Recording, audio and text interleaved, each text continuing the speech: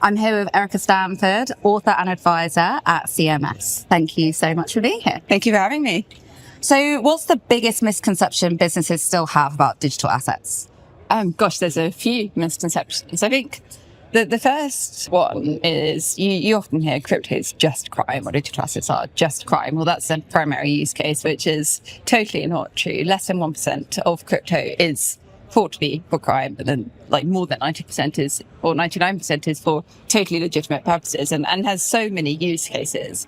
The second misconception, I think, is that crypto is digital assets are just one thing, which they're not. You've got all different types of digital assets with all different purposes, and they do so many things. So you've got crypto digital assets are now used for payments. They're a store of value. They're a sort of a way to transact more easily. They're a way to send money more easily. There's so many use cases. They're increasingly used in agentic payments. So it's much more than one thing. It's not just crypto. It's not just Bitcoin. There's a lot of use cases as well. Yeah, I think as a layperson, you're right on the money. I would think of crime when I think of Bitcoin and things. So it is interesting to be a conference like this and hear all of these cases. There it is. So on that note then, are fraudsters innovating faster than regulators and businesses can respond? Yes, they always have done. And that's not new, but they totally are. And the main factor, regulators are far behind and in many ways, but also businesses. The main problem businesses have is that businesses don't really want to data share, either between each other or with different industries and different companies, because they're worried partly about competition, they're worried about sharing the data, but there's also a lot of worries about breaking data laws.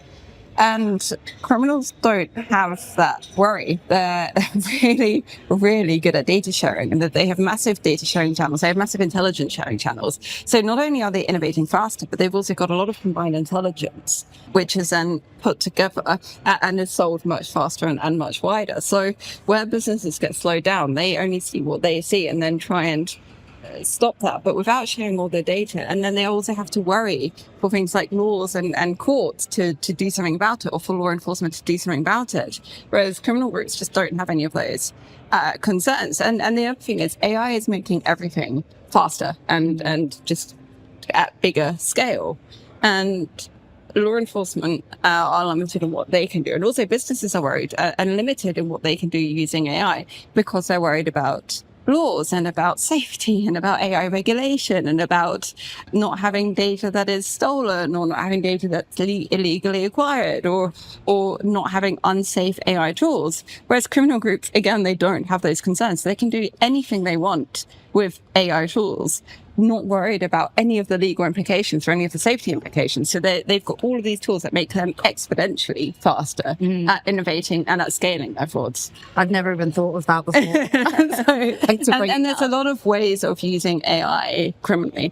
Even you can get LLM platforms to create new ideas for frauds, or to create the fraudulent content and to make it better and to make it more believable and more plausible and more convincing, and then to scale that out. And you've got all these AI tools that can spread fraud out much quicker. So, this isn't a crypto thing. Then it's just that criminals use technology much more quickly and much more innovatively, because they're not hindered by any of the problems that a company would be that's thinking, oh, I should be sticking to the law, or I should be worrying about data safety.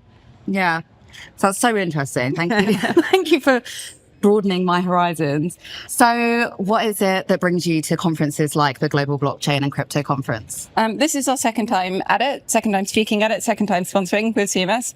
We think it's a really great conference, good people, good content. So really glad to be a part of it. Thank you for having us.